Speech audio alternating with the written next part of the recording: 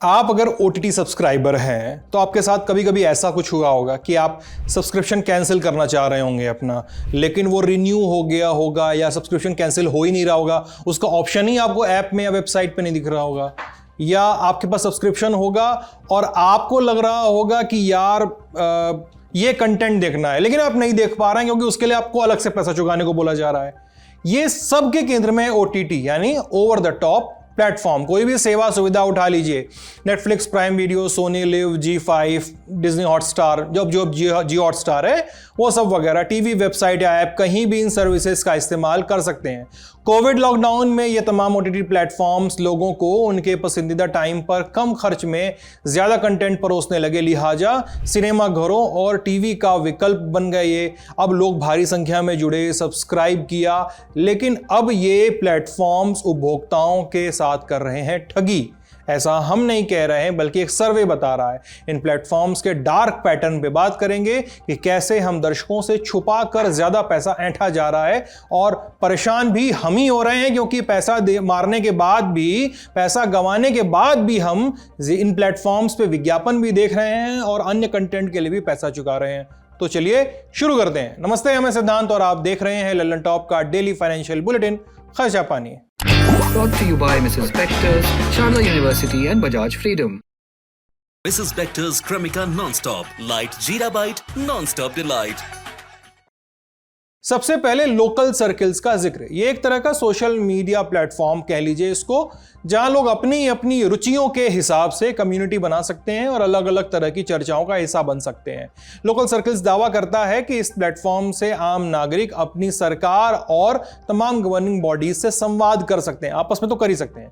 अब हम इस लोकल सर्किल्स को इंडोर्स नहीं कर रहे हैं, वो क्या करते हैं क्या नहीं करते हैं वो जाने, लेकिन इन लोकल सर्किल्स वालों ने हाल ही में एक सर्वे किया है। इसमें देश भर के 353 जिलों के करीब 95,000 से भी ज्यादा OTT यूजर्स का ब्यौरा है, उनसे बातचीत का जिक्र है। सर्वे में दावा किया गया है कि भारत में OTT कंटेंट प्लेटफॉर्म अपना बिजनेस बढ़ाने के लिए भ्रामक तरीके अपना रहे हैं। इन भ्रामक तरीकों को आमतौर पे डार्क पैटर्न कहा जाता है। सर्वे में कहा गया है कि डार्क पैटर्न का इस्तेमाल करके ये प्लेटफॉर्म्स ग्राहकों का भरोसा तोड़ रहे हैं।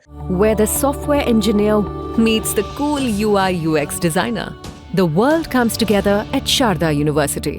OTT इस्तेमाल करने वाले लोगों ने बताया कि उन्होंने OTT कंपनियों के 6 प्रमुख डार्क पैटर्न्स को झेला है। ये पैटर्न्स क्या हैं?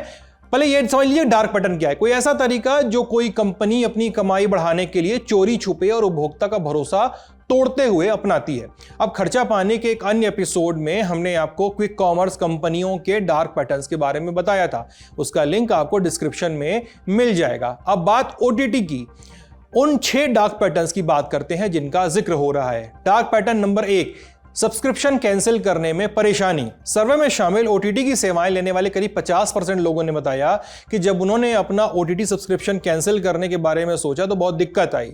कंपनियों ने कैंसिलेशन का विकल्प या तो छुपा कर रखा था या तो ग्राहकों की पहुंच से बाहर रखा था। न चाहते हुए भी ग्राहकों को OTT सब्सक्रिप्शन कंटिन्यू करना पड़ रहा था। डार्क पैटर्न नंबर 2, बिना जानकारी के अतिरिक्त रेंटल चार्ज बढ़ा देना। 53% लोगों ने कहा कि OTT प्लेटफॉर्म की तरफ से बिना पूर्व सूचना प्रीमियम कंटेंट के नाम पर अतिरिक्त रेंटल फीस लगा दी गई। यूजर्स का कहना था कि उनके पास एक्टिव सब्सक्रिप्शन था, फिर भी इस बेट एंड स्विच टैक्टिक यानी प्रलोभन और धोखा देकर उनसे अतिरिक्त पैसा वसूला गया। डार्क पैटर्न नंबर 3, जबरन ऐप इंस्टॉल करने का दबाव डाला गया व निजी जानकारी मांगी गई। 77% यूजर्स ने बताया कि OTT कंपनियों ने कुछ खास कंटेंट्स के लिए जबरदस्ती एक अन्य ऐप डाउनलोड करने या निजी जानकारी साझा करने के लिए मजबूर किया। निजी जानकारी जैसे डेट ऑफ बर्थ, घर का पता वगैरह। दुनिया की पहली CNG मोटरसाइकिल बजाज फ्रीडम, आजादी आगे बढ़ने की। अब डार्क पैटर्न नंबर 4 की बात करते हैं, कैंसिलेशन के बाद भी फीस वसूलना। करीब 24% लोगों ने दावा किया इस सर्वे में कि OTT सब्सक्रिप्शन रद्द करने के बाद भी उनसे फीस ले ली गई। Dark pattern number 5, hidden charge लगाना। 47% लोगों का कहना है कि ओटीटी कंपनियों ने ड्रिप प्राइसिंग की रणनीति के जरिए छिपी हुई कीमतें वसूली गई। इन कीमतों के बाबत उन्हें सब्सक्रिप्शन लेते वक्त नहीं बताया गया था। यह ड्रिप प्राइसिंग क्या होती है समझ लेते हैं। जब किसी सेवा की शुरुआती कीमत कम दिखाई जाती है लेकिन बाद में छिपे शुल्क जैसे टैक्स या प्रीमियम कंटेंट फीस वगैरह यह सब जोड़ दिया जाता है। इसके अलावा कुछ लोगों को विज्ञापन फ्री सब्सक्रिप्शन लेने के बावजूद अचानक से विज्ञापनों का भी सामना करना पड़ा। उदाहरण के लिए अगर कोई ग्राहक Amazon प्राइम वीडियो का 1499 वाला सालाना प्लान लेता है और यह उम्मीद करता है कि उसे कोई ऐड नहीं देखना पड़ेगा, लेकिन उसको अचानक ऐड देखना पड़ता है। कंपनी तो कहती भी है कि हम ऐड दिखाएंगे। इसके अलावा प्लान होने के बावजूद ओटीटी प्लेटफॉर्म्स किसी स्पेसिफिक कंटेंट के लिए अलग से चार्ज वसूलते हैं। डार्क पैटर्न नंबर 6, इंटरफेस में खेल किया गया।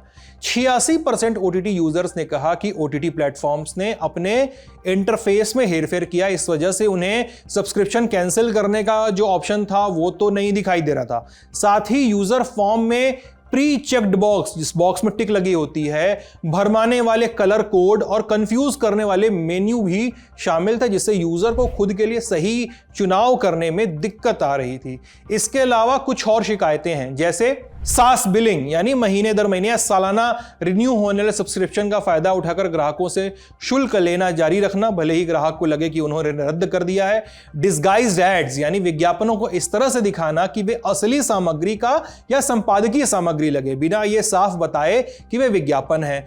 कन्फर्म शेमिंग, ऐसी भाषा या तस्वीरों का इस्तेमाल करना जिससे डर, शर्म, ये मजाक या अपराध बोध महसूस हो, ताकि ग्राहक को कोई खास काम करने के लिए उकसाया जा सके। जैसे किसी ऑफर को मना करते समय ग्राहक के सामने ऐसे ऑप्शन देना जिसमें लिखा हो कि नहीं धन्यवाद, मुझे पूरी कीमत देना पसंद है, या नहीं मैं अच्छी सामग्री का समर्थन नहीं करना चाहता। अब ग्राहक जो है वो हार कर या शेम के दायरे में आकर वो उस टिक बॉक्स पे टिक करेगा। लेकिन ये तो हो गई लोगों की शिकायतें। इसको लेकर सरकारी नियम कायदे क्या हैं? नवंबर 2023 में सेंट्रल कंज्यूमर प्रोटेक्शन अथॉरिटी यानी सीसीपीए ने 13 डार्क पैटर्न जैसे bat and switch, drip pricing और सब्सक्रिप्शन ट्रैप को रोकने के लिए दिशा निर्देश गाइडलाइन जारी किए। गाइडलाइंस 2023 को कहा जाता है। इनका मकसद पारदर्शिता सुनिश्चित करना और उपभोक्ताओं को भ्रामक जानकारी से बचाना था। इन नियमों का उल्लंघन करने पर 10 लाख रुपए तक का जुर्माना हो सकता है, लेकिन ओटीटी प्लेटफॉर्म्स दावा करते हैं कि ये नियम केवल ई कॉमर्स पे लागू होते हैं, न कि कंटेंट सेवाओं पर। उनका तर्क है कि स्ट्रीमिंग सेवाएं सामान बेचने से अलग हैं, इसलिए केंद्रीय उपभोक्ता संरक्षण प्राधिकरण के नियम उन पे लागू नहीं होते हैं। जानकारों का कहना है कि इस रवैये के चलते सरकारी नियमों का पालन करना संभव नहीं हो पा रहा है और लोगों की शिकायतें बढ़ी हैं। हालांकि एक्सपर्ट्स ये भी कहते हैं कि लोगों की जेब पर तो असर पड़ ही रहा है, लोगों का भरोसा भी टूट रहा है ना। बहुत सारे लोगों को पता नहीं होगा, बट वो लोग जब OTT एप्स यूज करते हैं वो भी इन डार्क पैटर्न्स का शिकार है। नाउ ये डार्क पैटर्न्स जितने भी OTT एप्स यूज करते हैं प्राइमरीली वेस्टर्न उनके हेडक्वार्टर्स में इम्प्लीमेंट होता है। वेस्टर्न दुनिया में ये बहुत सारी चीज़ें अनचेक जाती हैं, like for an example ambiguous UI UX कर देना, कुछ डीले कर देना, पेमेंट निकलवाने के लिए उसका पे वॉल को कॉम्प्लेक्स बनाना। मैं खुद एक ग्रोथ मार्केटर रह चुका हूँ इस इंडस्ट्री में। एक ज़माने पे एंटरटेनमेंट एंड OTT एप्स के साथ मेरा उठना बैठना था और काम काफ़ी किया करता था इन दोज टाइम्स।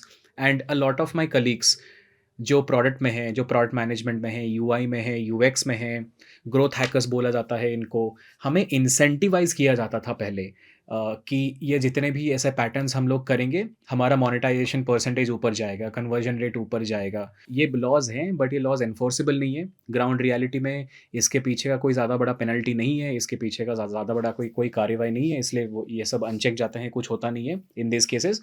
बट सिर्फ कहना कि OTT ऐप्स ये लोग कर रहे हैं ये भी गलत बात है। बहुत सारे ऐप्स इन ई-कॉमर्स, डिलीवरी सर्विसेज, बहुत सारे बड़े बड़े ऐप्स में अगर आप जाके झांकोगे और आप अगर सारा एक ऑडिट मारोगे, पूरे इंडिया में ऐसे कितने ऐप्स हैं जो डार्क पैटर्न्स फॉलो करते हैं। अब आप देख रहे हैं कि भारत में OTT का बाजार तेजी से बढ़ रहा है। सूचना और प्रसारण मंत्रालय ने देश में 69 OTT प्लेटफॉर्म्स को अपनी लिस्ट में शामिल किया है। इनमें नेटफ्लिक्स, प्राइम वीडियो, जियो हॉटस्टार, ZEE5 और सोनी लिव शामिल हैं। ये सब शामिल हैं और भी कई सारे। एक ऑडिटिंग फर्म है PwC इंडिया, इनकी एक रिपोर्ट के मुताबिक भारत का OTT मार्केट सालाना 15% की दर से आगे बढ़ सकता है। बताया गया इस रिपोर्ट में कि साल 2028 तक भारत का OTT मार्केट सालाना 35,000 करोड़ रुपए तक का हो सकता है। ऐसे में ग्राहक के स्तर का रेगुलेशन जो है वो ज्यादा जरूरी है ताकि हितों का बचाव हो सके। आज के खर्चा पानी में इतना ही। इसे लिखा था हमारे साथी प्रदीप ने। आप अपना ख्याल रखिएगा, स्वस्थ रहिएगा। बहुत बहुत शुक्रिया।